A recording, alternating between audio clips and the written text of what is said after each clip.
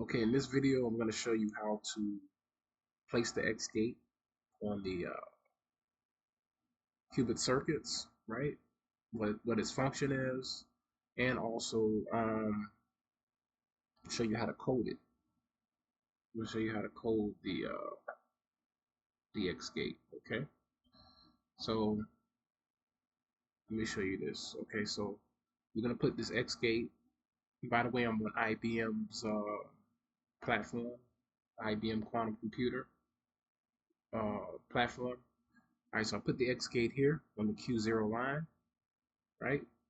And what that does is when a qubit first starts out, it's in the zero state, right?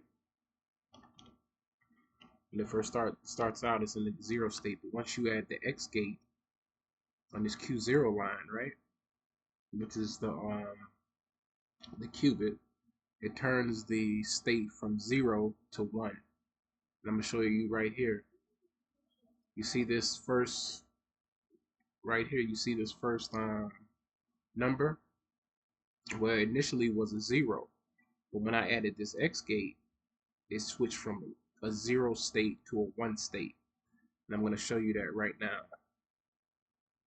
Alright, so you see right here, that first number is 0, right? But when I add this X gate to this qubit on this first line, you see it switched to the 1 state. So you saw that in real time.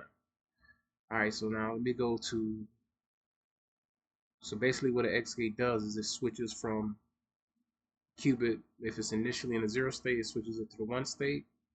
And if it's in the 1 state, it'll switch it back to the 0 state. So if I add another X gate, right now it's in the 1 state. If I add another X gate, this qubit is going to go back to 0. You see it went back to 0. And if I know to add another X gate, it's going to go back to the 1 state. You see it change. Alright, so now I'm going to show you how to code. Let's say you don't have access to gates already created, and you want to place an X gate on the qubit circuit line. What you would have to do is you have to put X right here. Matter of fact, and I'm using the QASM computer coding language. It's called QASM.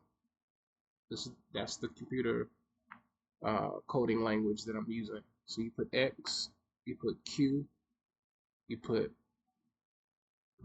open bracket, you put the qubit line that you want the qubit to be on. I mean that you want the gate to be on. So I'm going to use the Q0 line, this one right here. And then I'm going to put close bracket. And then I'm going to put semicolon.